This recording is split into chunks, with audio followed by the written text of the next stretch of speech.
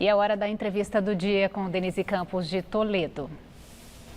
Eu converso agora com o Ricardo Teixeira, que é presidente da Câmara Municipal de São Paulo.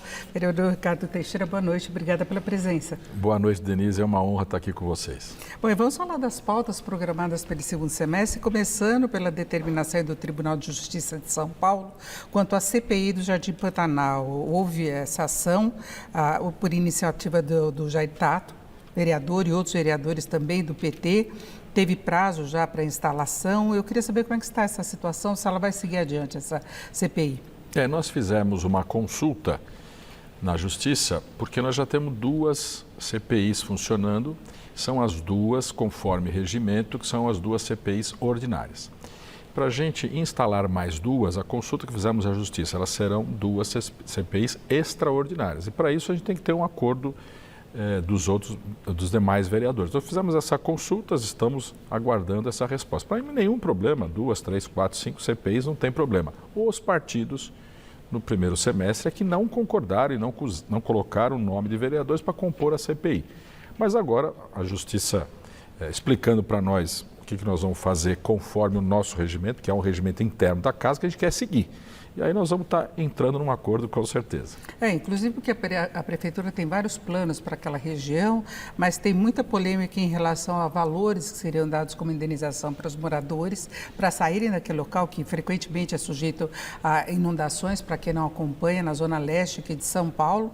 É um caso gravíssimo e há muito tempo, né? Daí essa ideia de se ter uma CPI para ver exatamente o histórico de tudo isso, né? Por isso que os partidos no primeiro semestre não colocaram os nomes para compor a CPI, porque o governo coloca um plano que foi colocado para toda a mídia, para toda a sociedade, de primeiro retirar 1.000 famílias com indenizações, a criação de um parque nessa região onde estão essas 1.000 famílias e ao longo dos tempos nós vamos tirar mais 3.000 famílias, totalizando 4.000 famílias, que todas estão aonde? Em cima da margem do rio, que não nasceram lá agora, isso já vem há muito tempo. Então, como tem esse projeto dos dois governos, estadual e municipal, os líderes partidários entenderam que não haveria necessidade de se investigar através de uma CPI, uma vez que o governo já está colocando a solução. E a solução é boa para a cidade, é boa para quem está lá. Bom, vamos aguardar o caminhamento. Agora tem outras pautas e algumas polêmicas, não é, para a Câmara tratar nesse segundo semestre. Uma delas é a flexibilização da Lei Cidade Limpa. Houve um projeto do vereador Rubinho Nunes que previa a flexibilização mais ampla, inclusive publicidades que ocultassem 70% de patrimônios culturais, liberava espaço em pontes, parques para propaganda. Como é que vai ficar isso? Porque, segundo a Prefeitura, seriam áreas específicas, tipo Times Square, em Nova York, com muitos luminosos. Aliás, observando a Paulista, ela já está virando mais ou menos isso. Eu queria saber para que caminho que vai esse projeto. Então, primeiro é bom explicar para quem está nos assistindo assim, ó, o projeto em primeira votação, normalmente há um acordo na casa, isso há 500 anos é assim, de que o projeto em primeira votação, ele flui. Praticamente é aprovado por acordo de lideranças, para que antes da votação em segundo semestre tenha um grande debate com a sociedade. Qualquer projeto é assim. Como nós estamos com a Cidade Limpa há 20 anos, a casa entendeu que é o momento da discussão se a gente continua assim ou se há alguma mudança. O projeto, como você colocou, do vereador Rubinho Nunes, ele abre demais, né? Praticamente volta o que era no passado. Isso está sendo discutido em audiências públicas e será discutido também na Câmara Municipal de São Paulo. Eu posso dar a minha opinião, eu sou contra, mas um vereador quis colocar, isso foi colocado e agora vai para a segunda votação. Eu entendo, pelo que eu sinto dentro da casa, que é um projeto que não vai caminhar da forma que está. Ele vai ter que ser revisto como exemplo que você colocou, uma ou outra avenida, um exemplo Times Square. Ok, eu acho que, vou dar um exemplo que eu gosto muito de falar da Santa Efigênia. Santa Efigênia, na minha época de menino, uma rua bonita e que foi ao longo do tempo completamente destruída por causa da Cracolândia. Então, se ali a gente faz uma iluminação dessa, painéis dessa ordem, você criaria uma nova vida para aquela rua, você criaria bares, restaurantes, hotéis, traria de volta uma alegria, um movimento e um trabalho ali naquela região. Com uma identidade visual bonita, okay, né? O problema é a flexibilização, é voltar àquela poluição visual que a gente tinha em São Paulo. Por isso que eu falei da Santa Efigênia. Para o resto da cidade, na minha opinião, que tem um voto, é continuar a cidade como está. Ali na Santa Efigênia é que a gente poderia ter a nossa Times Square. Isso é uma ideia do vereador Ricardo Teixeira, mas eu sinto que a casa os 55 vereadores não são favoráveis a uma mudança na Lei Cidade Limpa. A Lei Cidade Limpa, que, né, quem não está acostumado, né, como era no passado, a poluição visual, a publicidade que existia, completamente cobertos os nossos monumentos. Escondia prédios, monumentos. E os prédios eram mal cuidados. Eu lembro quando foram obrigados a tirar aquelas placas da frente de propaganda, estava tudo descascado, mal cuidado, vidro quebrado. Então isso faz parte também até da limpeza da cidade, que já tem um visual ruim por causa de fiação. A gente não vai nem entrar nesse assunto. Vamos falar de fiação também, eu gostaria de falar. É outro problema, mas vamos em relação às pautas polêmicas antes. Tem a questão de mototáxi. Já tivemos muitas idas e vindas, recursos por parte dos aplicativos, também vai ser tratada pela Câmara. Segundo semestre, vamos dar continuidade a esse assunto, debateu muito no primeiro semestre, muitas audiências públicas, continua na casa esse assunto. Também sinto que a casa é contrário, nesse momento, à implantação de mototáxi na cidade. Nós estamos vendo em todos os lugares, todas as estatísticas, que a quantidade de acidentes de motocicleta está numa subida exponencial, o número de mortes está sem controle. Ainda hoje mesmo tive uma conversa com o executivo da gente fazer uma reavaliação nessa fiscalização, principalmente das motocicletas. Então nós precisamos avançar na questão da vida. E a hora que você tem, exemplo da cidade de São Paulo, 1,5 milhão de pessoas andando com motocicleta, com 1,3 mortes por dia instantâneo no asfalto. Se você põe alguém na garupa que não está acostumado a andar de moto, que nunca andou de moto, para prestar um serviço desse, o que você vai ter no final do dia?